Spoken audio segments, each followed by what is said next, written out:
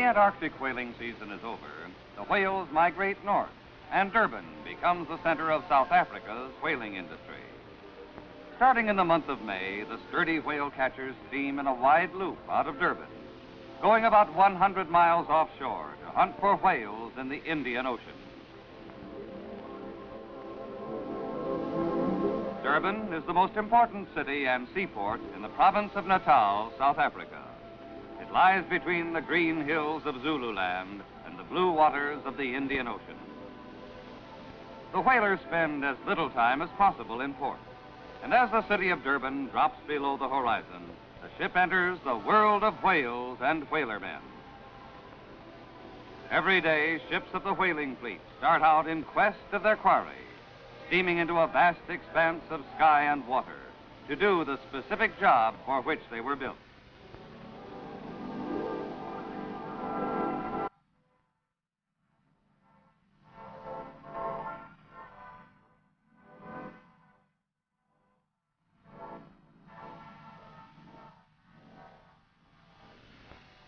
Everything is shipshape, including the marker buoys, which the men have lashed to the rigging with an efficiency born of long experience.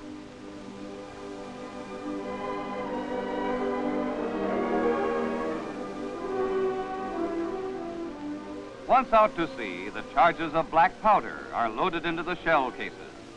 From now on, there will be few idle moments. There will be no time for preparations once whales are sighted, and there must be no doubt, no delays, and no hitches that might spell failure at best, danger and disaster at worst.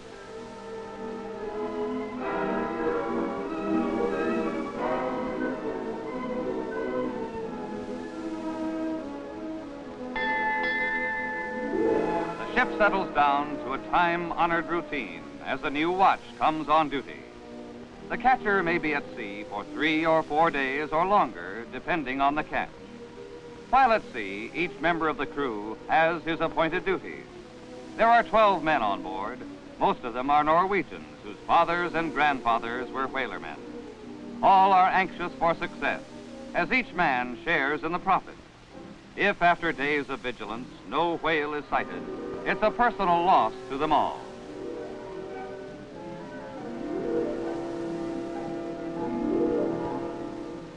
The loading of the gun up on the bow is a meticulous and skillful operation.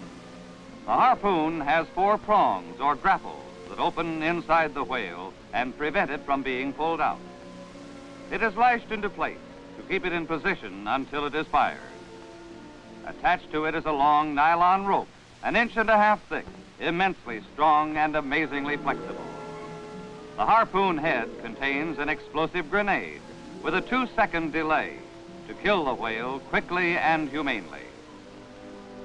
On whalers, the captain is the gunner, and Captain Carlson, among the greatest whalermen in the world, watches these preparations with lynx-eyed attention.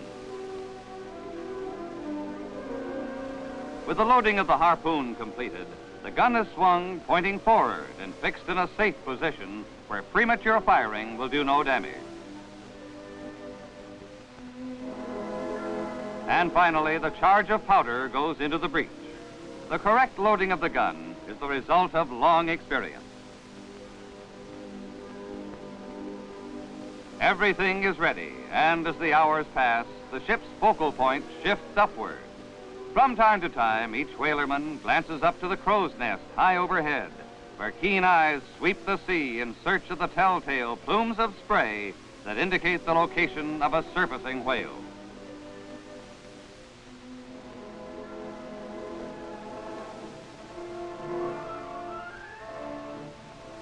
She blows! All eyes look to the crow's nest at the cry of the lookout, and immediately the helmsman calls for more speed to reduce the distance between the hunter and the quarry. With her increased speed, the sturdy little catcher takes a more severe buffeting from the sea, while on deck, trained eyes try to identify the type of whale sighted. It's a school of sperm whales. All speed is on as Captain Carlson orders mate Toby Hockerstad forward to the gun to give him more experience in becoming a captain and a gunner. Hockerstad moves quickly along the catwalk from bridge to bow with an outward calmness that hides his excitement. From now on, he is in full command. Not only the gun, but the entire ship is under his direction. Pitted against his calmness and skill is the sperm whale that can dive for an hour at a time, leaving Hockerstad to anticipate its next move. And now he has picked his target, a large sperm of about 50 tons.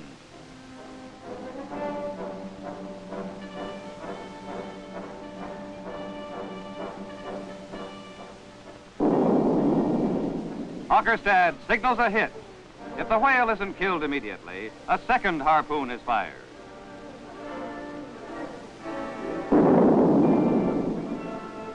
When it's all over, the prize must be secured. And it's all hands on deck as the winches start hauling in the cable to bring the whale alongside.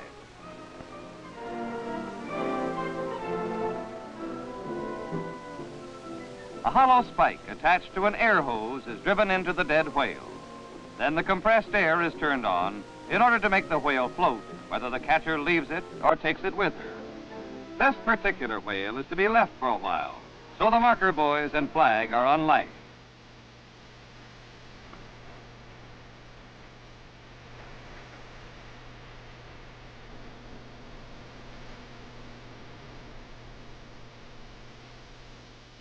The compressed air is turned off and the air hose removed. Then, to enable the ship to find the whale later, the marker buoys and flag are put over the side and attached to the whale. When the catcher returns from further hunting, the flag will be visible for a long distance. With this initial success to hearten her crew, the catcher steams away and resumes the hunt.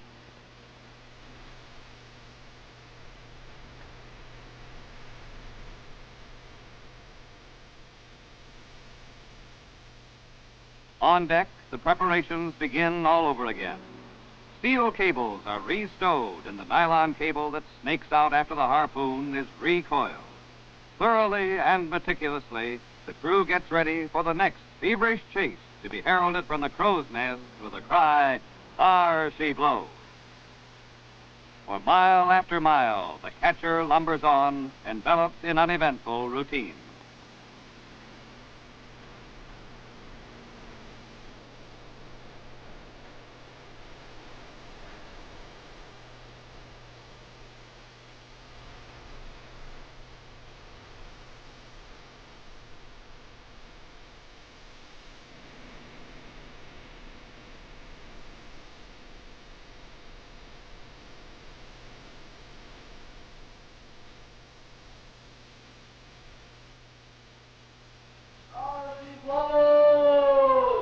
Then monotony is banished, this time by a sty whale, a member of the baleen family.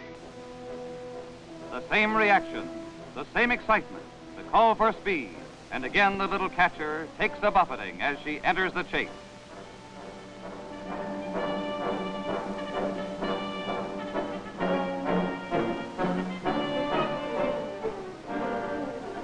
The gun is loaded and everything is ready, with the engines straining for the last knot of speed.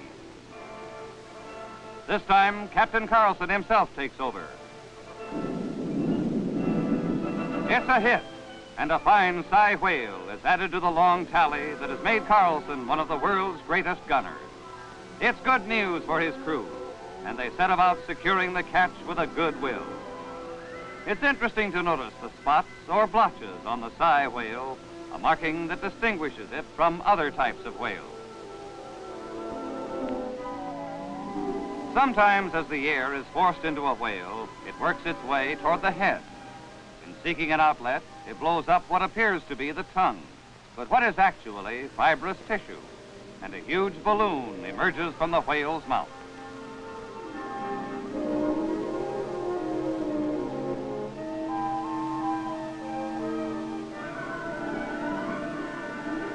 When the ship left the sty whale, the crewmen little thought they were moving on toward a human drama.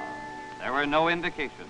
The new watch came on to do their spell, and with a success already attained, the chances were our ship had enjoyed its share of luck.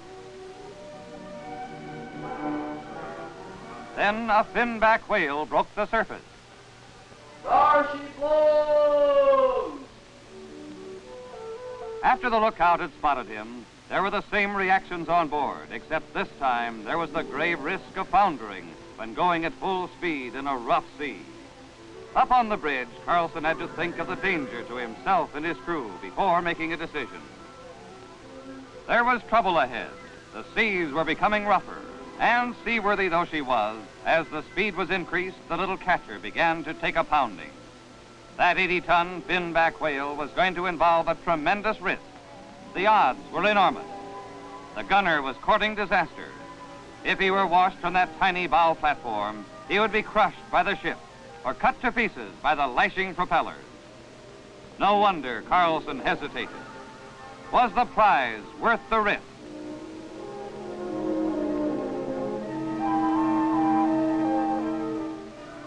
Full speed was ordered. Carlson had accepted the challenge. He went forward to the gun, tried to anticipate the whale's next move, and ordered a change of course. It was a decision born of great courage. The crew gladly obeyed the captain's orders, but as the catcher plunged forward on this desperate gamble, the situation became worse. Up forward, Carlson was pitting his courage and strength against the terrifying might of the sea. He'd get that whale, no matter what the risk.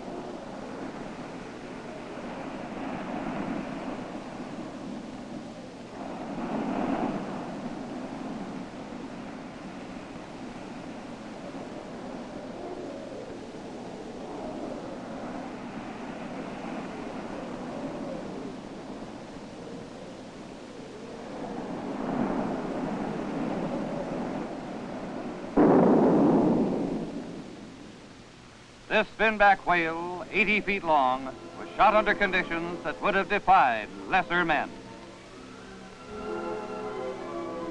Though mortally wounded, it put up a struggle until the desperate encounter was quickly ended by a second harpoon.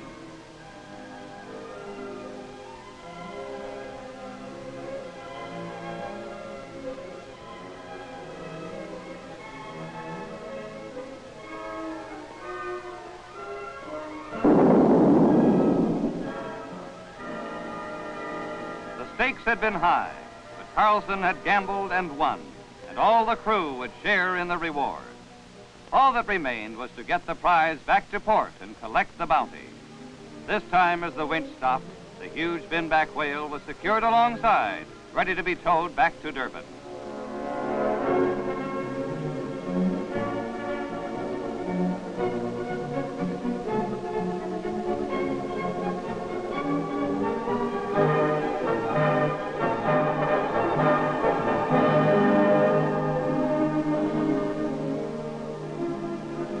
The catcher gets underway without waiting for the huge flukes to be trimmed down to make the whale more manageable.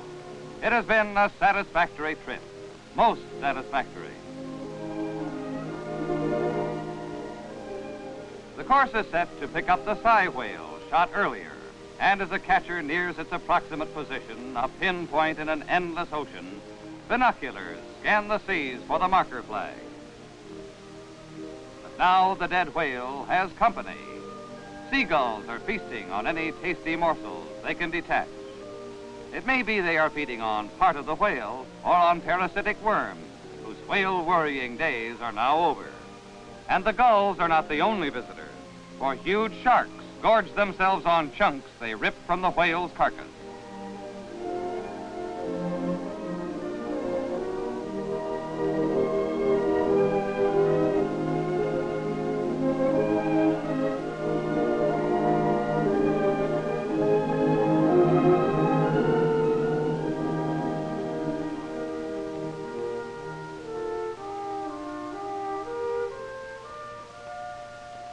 But the whale was not shot to feed the vultures and jackals of the sea. And as the catcher comes alongside, the flag and the marker buoys are retrieved and the whales secured for towing. The fluke tips are tossed to the scavengers of the sea. And finally, the catch is marked to keep the record straight at the factory. With 2 fine whales securely attached alongside, the whale catcher resumes her return voyage.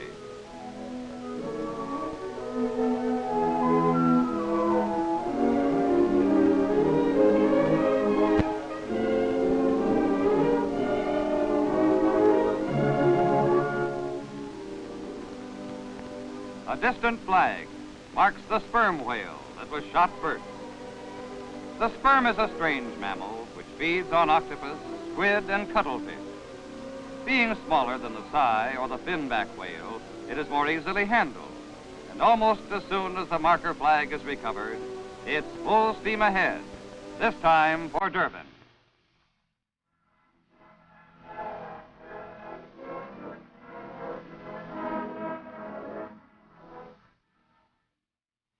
Captain Carlson is happy. In fact, everyone is happy.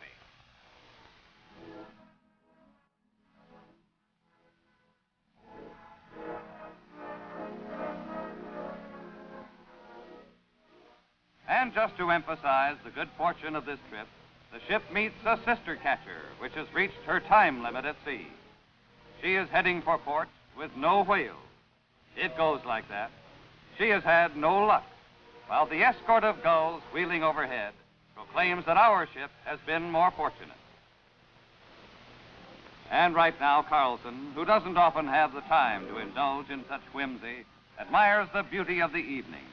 Yes, the weather is good and all's well.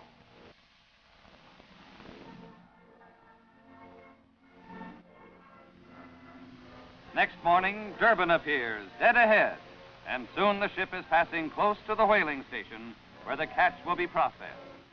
Whaling is a large industry in itself and of vital importance to many other South African industries. The whale is an air-breathing, warm-blooded mammal that lives in many parts of the world's oceans. Because it has always been extremely valuable to man, this huge creature has been hunted and killed by him for centuries. Whales fall into 2 classes, toothless or baleen whales such as the sei, and toothed whales, of which the sperm is one. The teeth of the sperm, a type of ivory, are sold as souvenirs.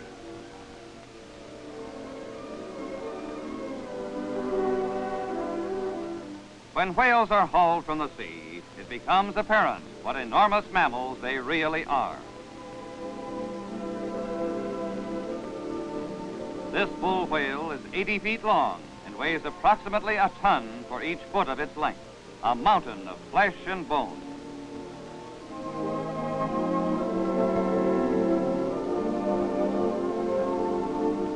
The baleen, or whalebone, of the toothless whales is really a sieve that catches the small creatures and plankton of the sea on which they feed. It is remarkable that a diet of such microscopic creatures should sustain the largest and most powerful animal in the world. At the whaling station, they were standing by for the ship's arrival, and one of the whales was soon on its way to the processing plant, for if the extraction is delayed, whale oil deteriorates.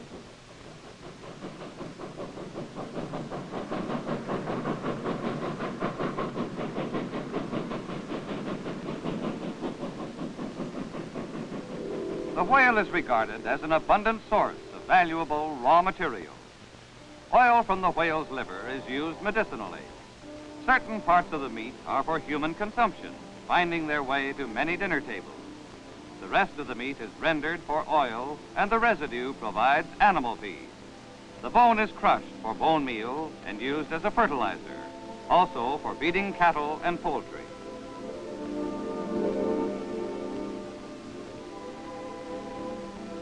Another thing recovered from the carcass is the harpoon that killed the whale.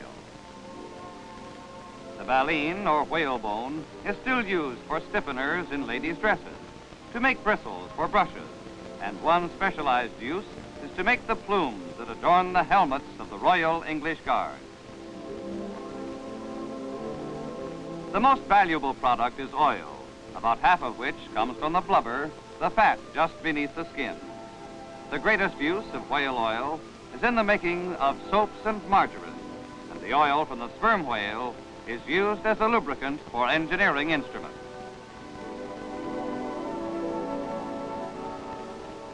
South Africa is fortunate to be blessed with the finest offshore whaling grounds in the world, and added to her other rich endowments of natural resources, both directly and indirectly, whaling plays an important role in the economy of this Commonwealth.